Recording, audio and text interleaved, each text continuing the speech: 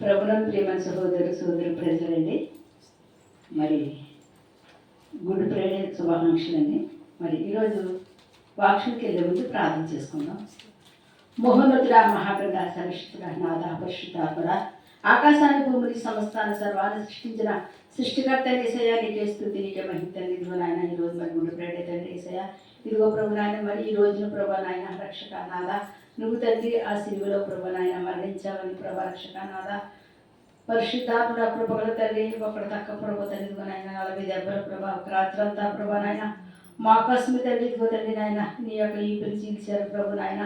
తర్వాత ప్రభుత్వ తండ్రి గొల్గొతా కొండ వరకు తండ్రి కొట్టుకుంటూ తీసుకొచ్చారు ప్రభు నాయన. ఏసే మా కోసం, మా పాపముల కోసం తండ్రి నువ్వు నాయన సిలువ మరణాన్ని పొందినందుకు తండ్రి. ఏసయ్య తండ్రి నాయన ఎవరు ప్రేమించలేని ప్రేమ, ఎవరు నాయన చూపలేని కరుణ, మా పేకర్ నుంచి మా పాపములు తీసివేయటానికి లోకానికి వచ్చిన లోక రక్షక ఏసయ్య, నీకు స్తోత్రాలు తెలుస్తున్నా. సిలువ మీద ప్రభా నువ్వు పలికిన మాటలను ప్రభు, నువ్వు పలికిన వాక్కులు ప్రభు తండ్రి నీ బిడ్డలకు చెప్పుచున్నగా పిత్ర వేదన పెదవులు అగ్ని చేత కాల్చిన శరీరాన్ని మరుగుపరచు, మానస్వరాన్ని మరుగుపరచు, దైవస్వరంతో మాట్లాడి దర్శించమని ఇస్తున్నాం అమ్మ పరమ తండ్రి, ఆమేన్. ఈరోజు మన అంశం ఏంటంటే సిలువపై యేసు పలికిన 7 మాటలు. సిలువపై యేసు పలికిన 7 మాటలు. లోక సువార్త 23 అధ్యాయం అండి, 34 వచనం. యేసు తండ్రి మీరేమి చేయుచున్నారో వీరెరుగరు కనుక వీరిని క్షమించమని చెప్పాను. దేవుని నామానికి మహిమ కలుగును. దేవుని యొక్క ప్రేమ ఎంత గొప్పదండి. యేసు తండ్రి మీరేమి చేస్తున్నారో వీరు ఎరుగురంటే ఆయన కొట్టిన వాళ్ళని, ఆయన తిట్టిన వాళ్ళని, ఆయన మొక్క మీద ఉమ్ము వేసిన వాళ్ళని, ఆయన చేతుల్లోని కాళ్ళలోని మేకులు కొట్టిన వాళ్ళంటే ఆయన ఏమంటున్నాడండి? క్షమించమంటున్నాడండి. ఎంత గొప్ప దేవుడండి. ఆయన ప్రేమ ఎంత గొప్పది. ఎంత ప్రేమ ఉంటే, ఎంత త్యాగం ఉంటే మరి ఆయన అటువంటి ఒక మాటలు అతన్ని ఈ పంతా చీల్చేశారు, కొడాలతో కొట్టేశారు. ఆ యొక్క కల్వరి దాకా కూడా ఆ ఈదులన్నీ కొట్టుకుంటూ సిలువ మోయించుకుంటూ తీసుకొచ్చి మళ్ళీ సిలువమాను మీద మేకులు కొట్టినప్పటికీ కూడా తండ్రి వీరేమి చేస్తున్నారో వీరెవరు కనుక వీరిని క్షమించు. సరే తేలిక చేస్తున్నారని దేవుడు చెప్తున్నాడు అండి. ఈ రోజుల్లో కూడా చాలా మంది ఇక్కడ మరి మనకి ఏమి కనిపిస్తుంది అంటే అండి, మరి ఈ యొక్క వాక్కు మనకి ఏం చెప్తుందంటే అండి, ఆయన యొక్క ప్రేమను తెలియజేస్తుందండి. అక్కడ ఆయన ప్రేమతో పలికిన మాటలు మనకే తెలియజేస్తుందండి. ఆయన ప్రేమ అనే వాక్కును అక్కడ వెంటనే మాట్లాడాడనమాట అండి. ఆ యొక్క క్షమించడంలో ఎంతో ప్రేమ ఉంటే కానీ ఒకరు మనం క్షమించగలరు. దాని మీద ఎంతో ప్రేమ ఉంటేనే క్షమించగలుగుతాం. మరి మనకి మరి మన ప్రేమ కాదండి, ఆయన ప్రేమ ఎంతటి ప్రేమ అంటే ప్రాణం పెట్టే ప్రేమ. మన కోసమే ఆయన ప్రాణం పెట్టే ప్రేమతో ఆయన మనల్ని కొనుక్కున్నాడండి. ఆయన ప్రేమతోటి, ఆయన రక్తంతో మనం కొనుక్కున్నాడు కనుక మరి ఆ ప్రాణం పెట్టిన ఆ ప్రేమ చేత ఆయన ఏమన్నాడు చెప్పండి? తండ్రి వీరేమి చేస్తున్నారో మీరు ఎరగలేసంటండి.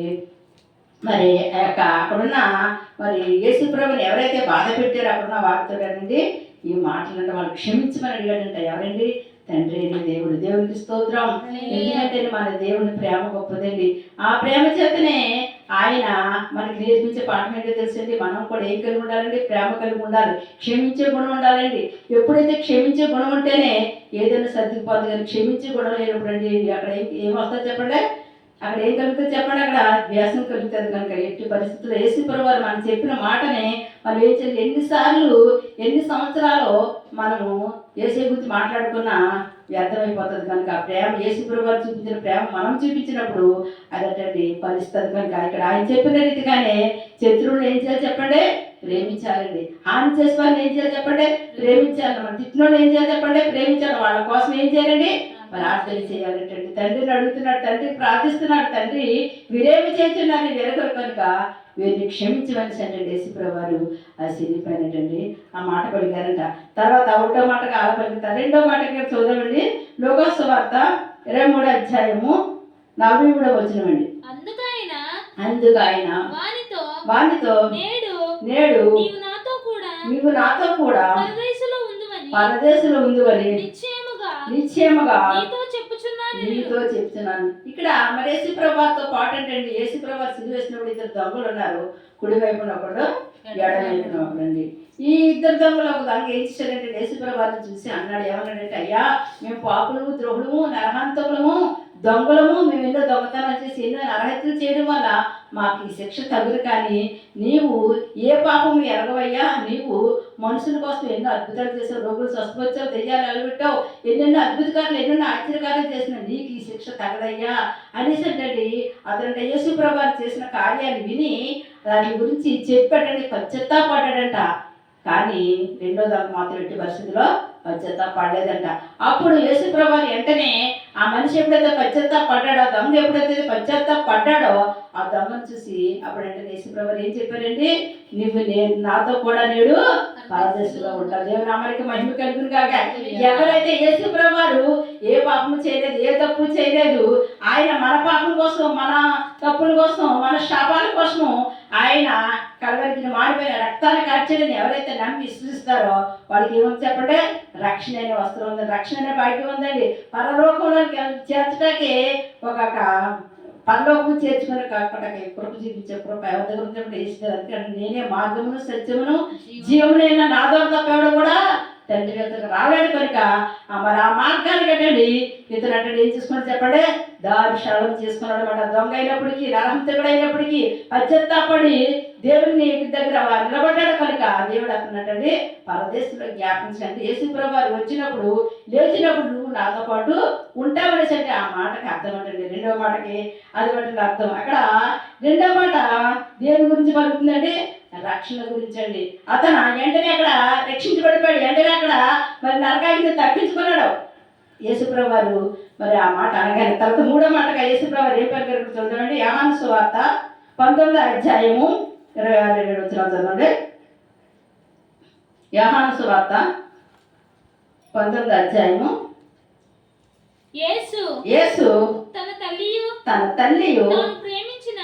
ప్రేమించిన శిశువులను దగ్గర నిలుచుండుట చూసి అమ్మా ఇదిగో నీ కుమారుడు అని అతను తల్లితో చెప్పాను. ఆ తర్వాత శిశువును చూసి ఇదిగో నీ తల్లి అని చెప్పి దేవుని నామానికి మహిమ కలుగుగాక.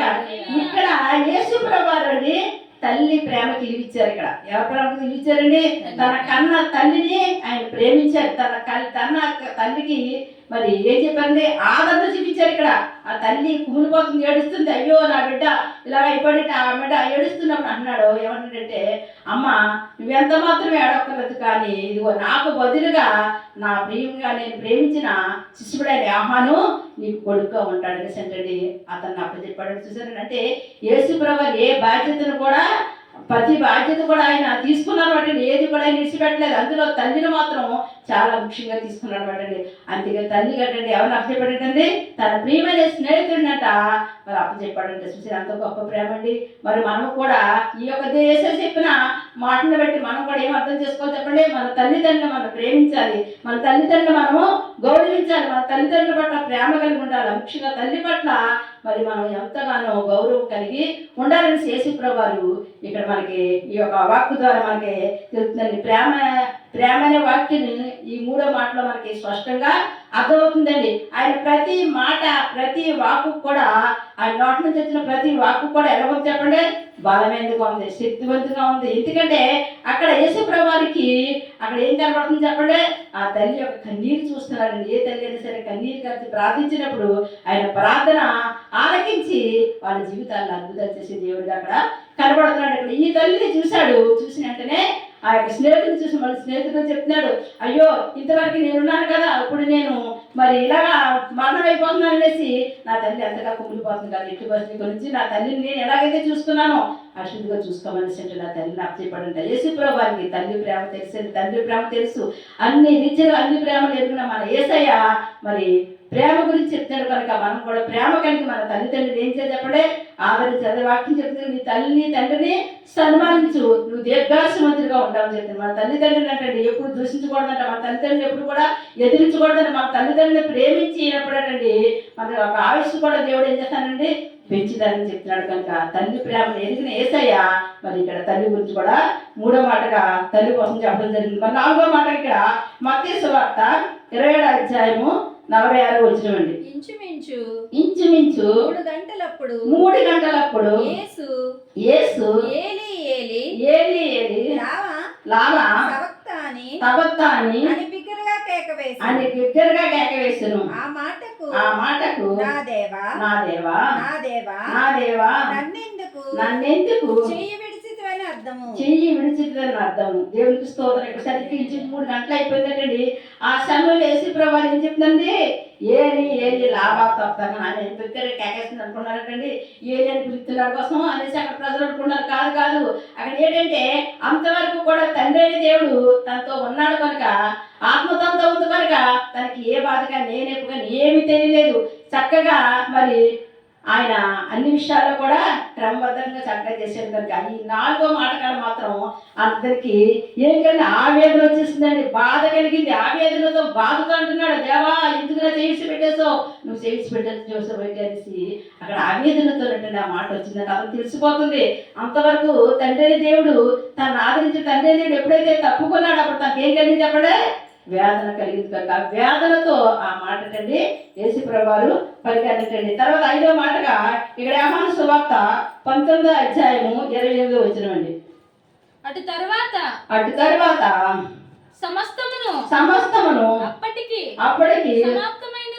సమాప్తమైందని యేసు ఎరిగి లేఖనము నెరవేరినట్లు నేను దప్పికొనుచున్నానెను. చిరకతో దేవుడికి స్తోత్రం. హల్లెలూయా. ఇక్కడ ఏమన్నాడు? తర్వాత సమస్తమును అప్పటికే సమాప్తమైందని యేసు ఎరిగించినట్టు లేఖనము నెరవేర్చింది దప్పుకున్నప్పుడు అంటే యేసుప్రభు కంటండి 5వ మాట వచ్చినప్పుడు ఏమైందంటే దప్పికేసేస్తుందంట. ఏంటంటే ఏ పని మీద అయితే ప్రభు వారు ఈ లోకానికి వచ్చారో మరి ఆ పని తను ఏం చేసి చెప్పండి పూర్తి చేశాడు కనుక, ఆ చెప్పినట్టుగా చేశాడు కనుక తనకి ఇంకేం కలిగింది చెప్పండి? ఇక్కడ దాహం వేస్తుందన్నమాటండి. ఎప్పుడైతే దేవుడు తండ్రి ఆత్మ విడిచిపెట్టేసిందో, ఎప్పుడైతే దేవుడు వేదనతో ఉన్నాడో అప్పుడేటండి 5వ మాటగా శ్రమ. ఆ శ్రమ వచ్చినప్పుడు భరించడానికి ఏమంటే దాహం చేస్తున్నమాటండి. మన శరీరాన్ని ఎక్కువ శ్రమ పెట్టేసినప్పుడు మనకి ఎలాగైతే దాహం వేస్తుందో అలాగే ఏమి చెప్పండి శ్రమ కలిగినప్పుడు దాహం వేస్తుందంటే అది కలిసి దప్పికున్నామనేసి ఇక్కడ ఏంటంటే లేఖనములు నెరవేర్చబడినట్టుగా లేఖనంలో ముందుగానే రాయబడ్డది. యేసుప్రభువు ఈ కన్యకి పుట్టి ఈ లోకానికి వచ్చి శిలువ మరణం పొంది మరి ఆయన తిరిగి లేస్తాడని ముందుగానే రాయబడిన లేఖనం ప్రకారంగా నేను ఏం చేసింది చెప్పండి దప్పికున్న దావీదు మహారాజు చెప్పాడండి. ఆ దావీదు మహారాజు రాసిన రీతిగా నేను ఏమని చెప్పండి దప్పికొనవలసి వచ్చిందండి. ఆయన దప్పికొన్నాడు కనుక మరి ఏంటండి అప్పుడు 6వ మాటకి ఇక్కడ ఎందుకు చదవండి? 6వ మాటకి యోహాను సువార్త 19:30 అండి. యేసు ఆ చిరకను పుచ్చుకొని సమాప్తమైందని చెప్పి తల వంచి ఆత్మను అప్పగించేశారండి. యేసు ఎప్పుడైతే ఆయన తప్పకుందని ఆయన అనగానేటండి అక్కడ ఉన్న ఒక బంటో తీర్చాడంటండి. ఆ యొక్క కర్ర కంటండి చెరుక అంటే చాలా చేదుగా ఉన్న ఒక పదార్థాన్ని ఆ యొక్క మరి ఆ కర్రకి ఆ గుడ్డకి చుట్టి అందులో ముంచండి ప్రభు వారికి అందించాడంట. అందించగానే ఇక్కడ ఆయన అచ్చసరిగా యేసు అచ్చరుకు పుచ్చుకొని సమస్తమైందని చెప్పి తల వచ్చి ఆత్మను అర్పించాడటండి. అయిపోయింది. ఇంకా నేను ఏ పని నిమిత్తం అయితే నన్ను దేవుడు లోకానికి పంపించాడో ఆ పని నేను పూర్తి చేసుకున్నాను. ఆత్మ రక్షణ కోసమే నా ప్రాణాన్ని నేను అర్పించేసుకున్నాను. నా ప్రాణాన్ని ఎవరు కూడా తింటాకి ఎవరికి కూడా అధికారం లేదు. నా అంతటా నేనుగానే నా ప్రాణాన్ని అప్పగించుకున్నాను. దేవుడు నామకి మహిమ కలుగుగాక. దేవుడు తన ప్రాణాన్ని అంటే తనంతట తాను ఇష్టపూర్వకంగా నీ కోసం నా కోసం ఇష్టపూర్వకంగా తన ప్రాణాన్ని శిలువ మీద అయినండి అర్పించుకున్నాడు బట్టండి. ఎందుకు అర్పించుకున్నాడండి? నిన్ను నన్ను పాపం నుంచి విడిపించడానికి, శాపం నుంచి విడిపించడానికి, నీకే నాకు రక్షణ కలగజేయడానికి, నరకంలో నరకగ్నిలో మన ఆత్మ కాలిపోకుండా పరలోక రాజ్యం చేరడం కోసం యేసుప్రభువు వారు ఆయన యాగత్యాగం చేశాడండి. బలి అయిపోయాడండి. గొర్రె పిల్లగా మరి ఆయన ఏమి చేయండి బతకదేవాడు. గొర్రె పిల్లగా ఆయన ఏమి చెప్పండి బోధించబడ్డాడండి. మరి ఆయన బలి పశువు అయిపోయాడండి. మరి యజ్ఞ పశువు అయిపోయాడు కనుక నీ కోసం నా కోసం యజ్ఞ పశువు అయిపోయిన యేసయ్య మరి ఎంత గొప్ప దేవుడు అని ఎప్పుడైనా తెలుసుకుంటే మరి యేసయ్య తెలుసుకొని యేసయ్యకి నువ్వు యేసయ్యని నమ్ముకుంటే నీకు రక్షణ కలుగుతుంది. అట్టిగానే మరి 7వ మాటగా యేసుప్రభువు సినిమా ఏం పలికారో చదవండి. 7వ మాటగా లోకాసు సువార్త 23:46 అప్పుడు యేసు గొప్ప శబ్దంతో కేక వేసి తండ్రి నీ చేతికి నా ఆత్మ నియమించుకొంచున్నాను అనెను. అని చూసారండి ఇక్కడ. ఎప్పుడైతే మరి యేసంటే గొప్ప శబ్దంతో కేకేసి, తండ్రి నీ చేతికి నా ఆత్మను అప్పగించేసుకున్నానండి, ఇంకా అయిపోయింది. ఎప్పుడైతే అలాగే ఏం చూడండి, ఆయన ప్రాణాన్ని విడిచాడు, చెప్పండి విడిచిపెట్టేశాడు ఏంటండి. ఎప్పుడైతే దేవుడికి అప్పచెప్పేసి ప్రాణాన్ని విడిచిపెట్టేశాడో మరి సమస్తం అప్పటికి అయిపోయిందటండి, సమాప్తం అయిపోయిందటండి. ఇంకేమీ లేదు, నా ప్రాణానికి లేదు. నేను ఏదైతే చెప్పానో, ఏదైతే చేస్తానని లోకానికి వచ్చానో అదంతా చేశాను. ఎంత ప్రేమ అండి! ఆ ప్రేమ మీద ఒక ప్రేమ, ఆ కరుణ మీద ఒక కరుణ, ఆ జాలి గల దేవుని యొక్క జాలి ఎటువంటిది అంటే అండి, ఆ యొక్క మరి సిలువ మీద ఆయన ఏ రీతిగా హింసించారో, ఏ రీతిగా కొట్టారో, ఏ రీతిగా చేస్తారో, ఏం చేసినప్పుడు కూడా నోరు తెరవని ప్రేమ అండి మన యేసయ్య ప్రేమ. దేవునికి స్తోత్రం. ఆకాశానికి భూమికి మధ్యన వేలాడుచున్నావా, ఆలోకానికి మమ్మును చేర్చన నిచ్చెనవైనావా. ఆకాశానికి భూమికి మధ్యన వేలాడుచున్నావా, ఆలోకానికి మమ్మును చేర్చన నిచ్చెనవైనావా. మహనీయుడా నీ బలియాగం, మరువలేని మధుర క్షణము. మహనీయుడా నీ బలియాగం, మరువలేని మధుర స్వరము. ఆకాశానికి భూమికి మధ్యన వేలాడుతున్నావా, ఆలోకానికి మమ్మును చేర్చన నిచ్చెనవైనావా. పెడిరెక్కలి విరిసి కట్టినా, మెడ పెట్టి నెట్టినా, పెడిరెక్కలి విరిసి కట్టినా, మెడ పెట్టి నెట్టినా, అపహాసం చేసి తిట్టినా, ముసిగేసు కొట్టినా, అపవాసం చేసి తిట్టినా, ముసిగేసు కొట్టినా. మహనీయుడా నీ బలియాగం, మరువలేని మధుర స్వరము. మహనీయుడా నీ బలియాగం, మరువలేని మధుర క్షణము. ఆకాశానికి భూమికి మధ్యన వేలాడుచున్నావా, ఆలోకానికి మమ్మును చేర్చన నిచ్చెనవైనావా. మహనీయుడా నీ బలియాగం, మరువలేని మధుర క్షణము. మహనీయుడా నీ బలియాగం, మరువలేని మధుర క్షణము. సిలువను నీతో మోయించిన, బహుగా బాధించిన, సిలువను నీతో మోయించిన, బహుగా బాధించిన, సిలువలో మేకులతో బిగించిన, తలపై ముళ్ళించిన, సిలువకు మేకులతో బిగించిన, తలపై ముళ్ళించిన, నీ తగ్గింపును చూపించితివి, శత్రువులను క్షమించితివి. నీ తగ్గింపును చూపించితివి, శత్రువులను క్షమించితివి, శత్రువులను క్షమించితివి. ఆకాశానికి భూమికి మధ్యన వేలాడుచున్నావా, ఆలోకానికి మమ్మును చేర్చ నిచ్చెనవైనావా. మహనీయుడా నీ బలియాగం, మహనీయుడా నీ బలియాగం, మరువలేని మధుర స్వరము. మరువలేని మధుర స్వరము. ఆకాశానికి భూమికి మధ్య వేలాడుచున్నావా. దేవునికి స్తోత్రం. మరి ఆకాశానికి భూమికి మధ్యన ఆయన ఎందుకు ఎలాంటిదంటే నీకు నాకు రక్షణ ఇవ్వడానికి ఆయన మరి ఎలాడవలసి వచ్చింది సిలువలో. దేవునికి స్తోత్రం. ప్రార్థన చేసుకుందామండి. మహోన్నతుడా, మహాగరుడా, సరస్వతుడా, నాదా పరిశుద్ధాత్ముడు ఎవరు చేయించా కానీ మా కోసం చేసిన త్యాగమూర్తి యేసయ్యా నీకు స్తుతులు స్తోత్రాలు తండ్రి. నాయన సిలువ మీద పలికిన 7 మాటలు ప్రభు నాయన, 7 వాక్కులు కూడా ప్రభు తండ్రి రక్షక నాదా పరిశుద్ధాత్మ మాకు తండ్రి జ్ఞానం ఇవ్వడం కోసం ప్రభా తండ్రి యేసయ్యా తండ్రి నాయన మేము నీలో ఎలా నడవాలో నడవడం కోసం తండ్రి మాకు నేర్పించవు తండ్రి. నీ మాటలను ప్రభా నీ వాక్కులు ప్రభు తండ్రి ప్రకారంగా నడిచే ప్రభా ప్రతి బిడ్డకి దయచేయమని నడుచున్నాను తండ్రి. నా నీ గుడి ప్రేడ యొక్క ఆశీర్వాదాలు ప్రభు ప్రతి బిడ్డకి దయచేయమని నడుచున్నాను తండ్రి. నాయన రక్షక ఒక మనిషి చనిపోతే ప్రభా చెడు అంటారు కానీ ప్రభుని చనిపోతే చెడు కాదు బాబు శుభము తండ్రి. నాయన ప్రతి కుటుంబానికి శుభం. ఎందుకంటే ప్రతి కుటుంబం తండ్రి పాపములో నాయన కొట్టుకొని నశించుకోకుండా ప్రభా రక్షణ వచ్చిన రక్షకుడు కనుక ప్రభు నాయన రక్షక నాదా ఇది శుభమైంది ప్రభు తండ్రి. నీకు స్తుతులు స్తోత్రాలు నాయన.